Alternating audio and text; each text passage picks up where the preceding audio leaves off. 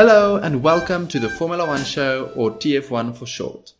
My name is Tinus Ferreira, your trusty host and companion in your journey to cut yourself through the complex and intellectual thicket that is the world of Formula One. Now, since we did not have a race this weekend, I thought it best to discuss the current talk of the Formula One town, Charles Le Clerq. Now, if you have listened to my previous episodes, you would have noticed that I have developed into quite a big Leclerc fan, and I thought this lull in F1 racing was the perfect opportunity to discuss exactly why I really think Leclerc is the real deal and why he's the first driver to really capture my attention since Lewis Hamilton did all the way back in 2007.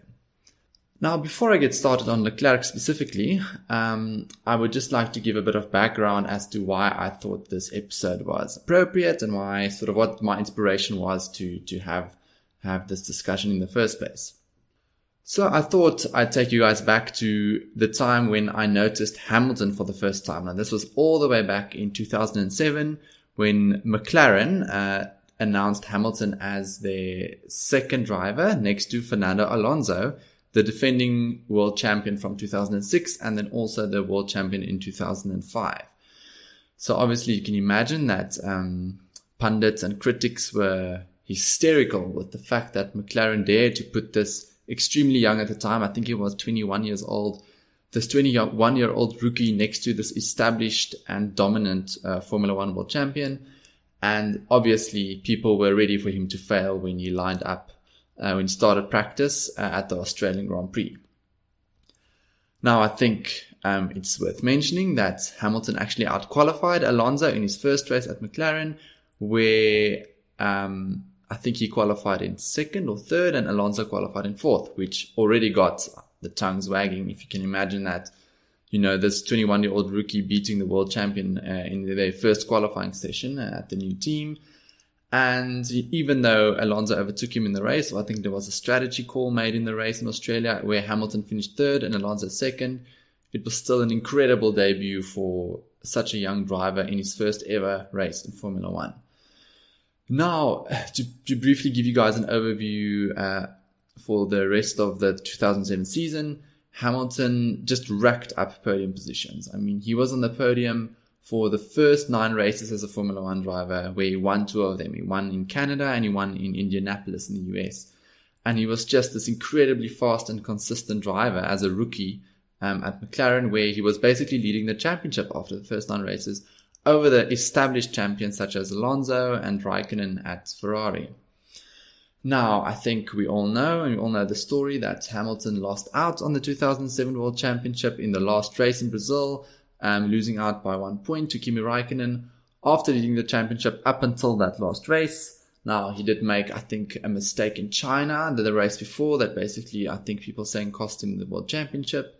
But just, if you think about the fact that that was his first year in Formula One, he matched Alonso, a 2-time World Championship, in equal machinery. He technically beat Alonso that year by having more second places than him over the year, all in his first year in Formula One. And I think just to add to the excellence of that season, a stat that I saw the other day on Twitter, which really blew my mind, was after winning the Bahrain Grand Prix, Lewis Hamilton has now won a race in every year of his Formula One career. That means that he has now won a race over the last 13 years. So in 2007 up until 2019 now, he has won a race in every single year through not having the fastest car, having difficult teammates, having difficult personal lives. Just what an incredible achievement that is, just to give you some context. Now, the next thing I want to talk about, and just sort of to make this comparison that I'm trying to draw between Leclerc and Hamilton easier, I just want to quickly chat about how Hamilton actually got to Formula One in the first place. So some things are more well known, where he was obviously signed with McLaren and Mercedes from an early age after showing an incredible amount of talent during his karting career, where he basically dominated different classes and different categories in the karting championships in Europe. And after which he then entered Formula 3 in 2004 and then won the championship there in 2005. After that, he graduated to GP2, which is now, of course, called Formula 2, where he won the title in his rookie year. So in 2006, then he won the title. And just to put that in perspective, only 3 other drivers have managed to win the Formula 2 championship in their rookie year. Lewis Hamilton, Nico Rosberg, Nico Hulkenberg, another favorite of mine, and Charles Leclerc in 2017, which I'll obviously get to later. Now, I think to me and to most of the, racing fans across the world, what stood out about Lewis Hamilton even before Formula 1 was his driving performances during that GP2 year. Just to mention one, a lot of experienced drivers and fans will still say today that Hamilton's performance during the Turkey GP2 race in 2006 was one of the greatest performances ever seen in racing, where he basically spun out on the opening lap and within 23 laps overtook the entire field except the person that won the race. His fastest lap was almost a full second faster than anyone else, where obviously I should also mention that in GP2 you have more equal machinery than what you would have in Formula 1, where there is definitely some team benefit depending on which car you're driving. Now on to Mr. Leclerc, the main reason for this episode. So I'm of the belief that there is a large amount of parallels you can draw between Leclerc and Hamilton's ascent to Formula 1, and then also just in the way that they approach Formula 1 and the type of performances that they've been able to put in over the years. Just to again give you a quick overview, so Leclerc won the GP3 championship a year after starting out with Formula 3, which is the same story for Hamilton, where he basically started a year in Formula 3, didn't win the first year, and second year basically blew everybody out of the water. Then Leclerc obliterated the field in Formula 2, which was obviously the old GP2, in a similar way that Hamilton did. But I think it's a special mention to Leclerc that he was just an absolute demon in qualifying. I think he basically had pole position during almost every single race, just to show how quick that guy was and how fast he was in, again, cars that were relatively equal in terms of the chassis and in terms of the capabilities that it had.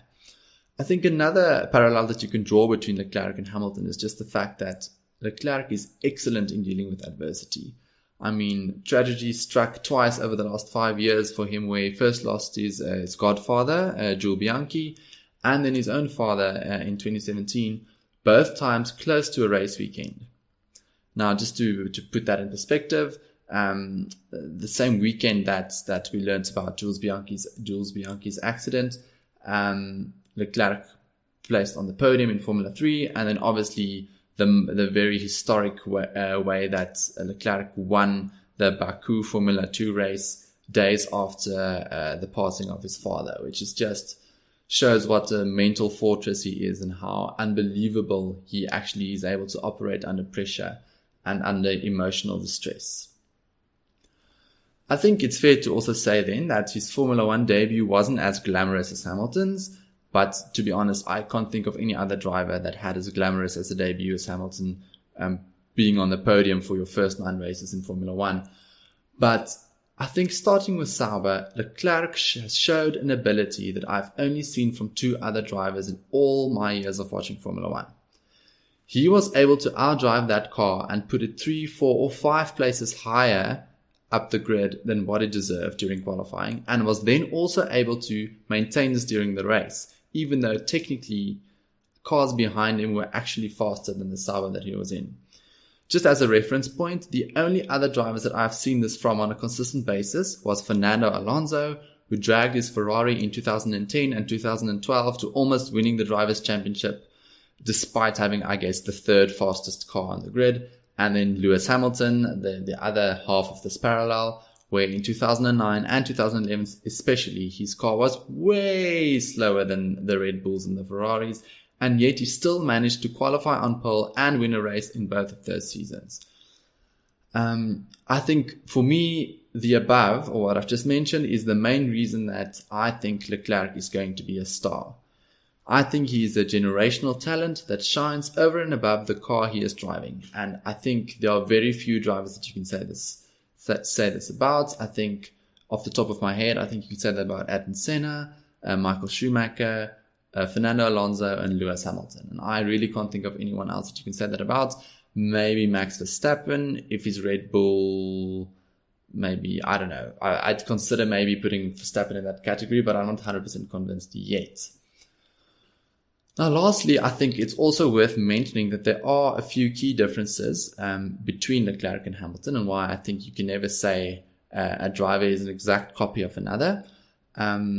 Leclerc is not as aggressive as Hamilton in both his driving style and in wheel-to-wheel combat, where I think especially in the first few years of Formula One, Hamilton was hyper-aggressive and extremely fast in both race pace and in dealing with overtakes, where I think Leclerc is also incredibly quick and decisive, but not necessarily as quick on the trigger as Hamilton used to be. I also think, secondly, that Charles is a lot less emotional than Hamilton. Again, especially in the first few years, where Hamilton has had a few weekends where he was all over the place with his emotions, and he was just making mistakes, and he was getting down, and that really sort of affected his performance when you looked over a weekend, where I don't think Leclerc has had a weekend like that yet.